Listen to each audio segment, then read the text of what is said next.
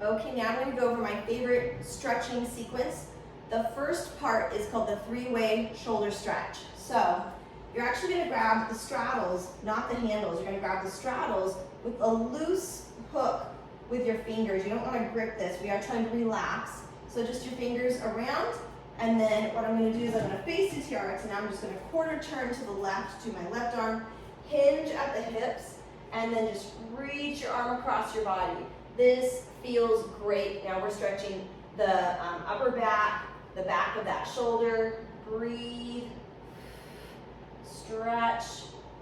You want to hold your stretches for at least 30 seconds to let everything get into that relaxed place. Okay, so hold that. Then you're going to turn towards your anchor, which is the top where it's attached. I'll scoot back a little bit. This is a phenomenal stretch for the lat and the shoulder.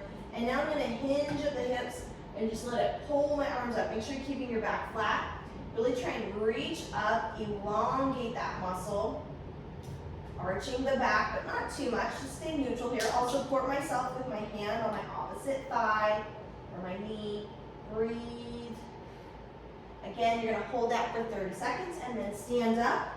I'm going to turn all the way around. This feels great too. I'm going to start with the palm down, and I'm going to just take my feet out parallel and kind of almost like I'm falling, as you can see.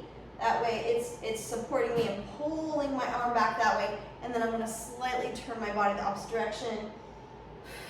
I can feel this down my bicep. If I tilt my head over to the right, I can feel this up into the neck as well. So I'll start with my palm down, and then I'll turn my palm out and even go palm up for full external rotation in the chest and the shoulder, or externally rotated in the shoulder, of course, but really opening the chest. Just want to correct myself there. Okay. So that's your three-way shoulder stretch. And then after I do both sides, I'll hit my hip flexors. This one's a little tricky for some people, but the people that get it, I mean, they get it and they love it, because hip flexors get tight on everybody from sitting too much, arching the back too much, driving. All right, so I'm now going to put my hands on the handles.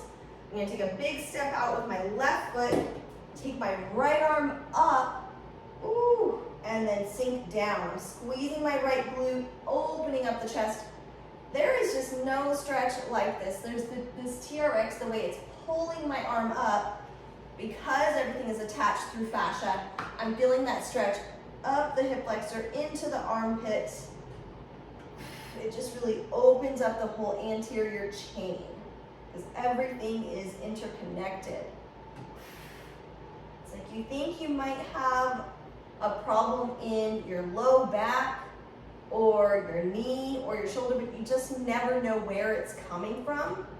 Sometimes you have an old injury that didn't heal properly, or a trigger point that never got worked out, and then something eventually gives. So, and then I carefully step back, reset, big step out. So the arm that goes up is the leg that is back, of course. And then that's it. But I typically, if clients do not have the TRX at home, you can, of course, do your shoulder stretch. You can put your hand up on a wall, do your lat stretch, and then do your pec stretch in a doorway. And then for your hip flexors, you can just put your knee down on the cushion, tuck, reach up, and arch over. So those are must-do stretches, my favorite stretches, my favorite tool, the TRX.